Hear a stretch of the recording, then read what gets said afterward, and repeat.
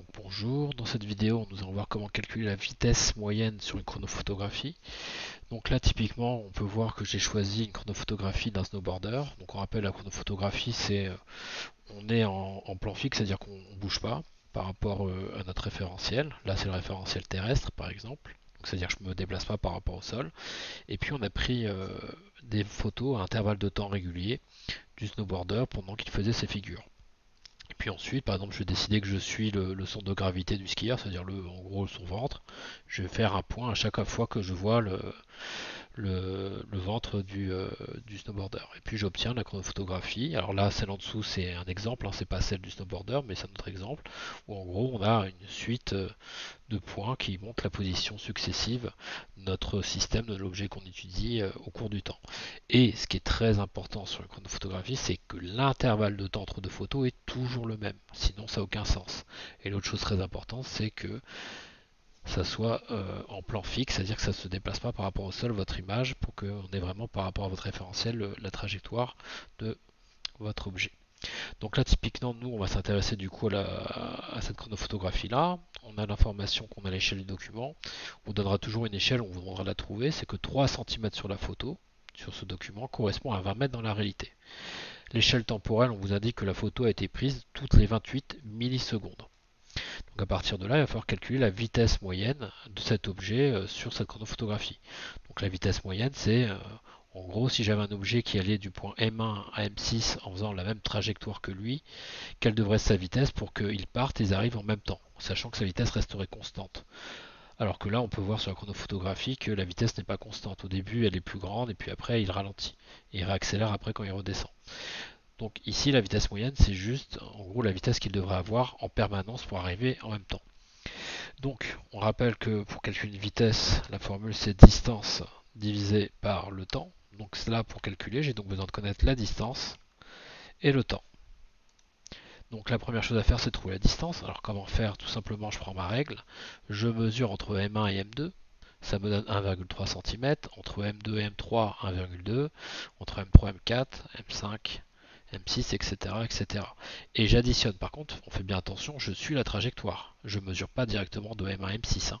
Je fais vraiment la distance qu'a parcouru l'objet. Donc, j'ai fait le calcul, j'ai trouvé que la distance en additionnant tout ça, ça me faisait 5,8 cm sur le document. Et maintenant, il va falloir que je prenne en compte l'échelle du document. Donc, je vais faire tout simplement ce qu'on appelle un produit en croix. Le plus simple, si vous n'êtes pas à l'aise, c'est toujours vous faire un petit tableau avec une colonne document et puis une colonne réelle. Et c'est important de mettre doc et réel et de préciser les unités.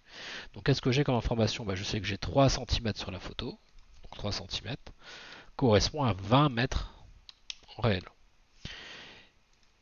Et moi l'information que j'ai c'est 5,8 cm sur le document, donc je mets bien dans la colonne du document. Attention, si on produit en croix, ne marchera pas. Et après j'applique le produit en croix qui dit simplement que je multiplie en gros les deux en diagonale qui sont qu'on connaît tous les deux et on divise par celui qui reste. Donc je vais faire 20 fois 5,8 divisé par 3. Et ça, attendez, je vais prendre ma calculatrice. Ça nous donne 38,6 mètres, 67 mètres dans la réalité. Donc là j'ai ma distance que j'ai trouvée. Ensuite, il ne me reste plus qu'à trouver le temps. Pour trouver le temps, c'est assez simple. C'est que je sais que j'ai 28 millisecondes entre chaque photo. La seule question, c'est combien de fois j'ai cet intervalle de temps. Le plus gros piège que vous allez avoir, c'est vous dire j'ai 6 photos, donc je dis qu'il y a 6 fois 28 millisecondes. Or, il ne faut pas regarder le nombre de points, il faut regarder le nombre d'intervalles de temps. Entre M1 et M2, il s'est écoulé 28 millisecondes. Donc une fois, entre M2 et M3, une deuxième fois, entre M3 et M4, une troisième, quatrième, cinquième fois. Donc j'ai beau avoir 6 points entre guillemets, il n'y a que 5 intervalles de temps ici. Donc toujours compter les intervalles, ça va dépendre aussi de l'origine de M1. Là c'est M1, si ça avait été M0, ça aurait été différent. Donc là j'ai 5 intervalles de temps, donc je fais 28 fois 5 et ça me donne donc 150, 140 millisecondes.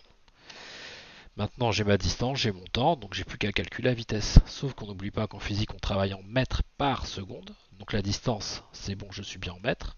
Et le temps, je suis en millisecondes.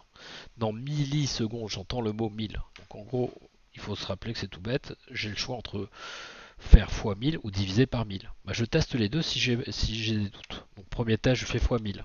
Donc ça me fait 140 000 secondes. Ensuite, je divise par 1000. Deuxième cas, 140 divisé par 1000, ça fait 0,14 secondes. Et après, je prends le temps de réfléchir.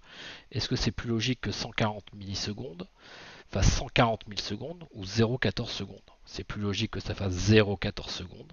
Donc le temps ici, c'est 0,14 secondes. Donc je rappelle, en millisecondes, j'entends le mot 1000, donc c'est un facteur 1000 par rapport à la seconde. Donc après, j'ai plus qu'à calculer. Vitesse égale 38,67 mètres divisé par 0,14 secondes. Et ça me donnera ma vitesse en mètres par seconde. Soit 276 mètres par seconde. Ce qui est une vitesse proche de la vitesse du son, donc une vitesse extrêmement rapide. Mais ici, de toute façon, les chiffres étaient pris un peu au hasard, on s'en fiche. Ce qui compte ici, c'était le principe. J'espère que cela était clair.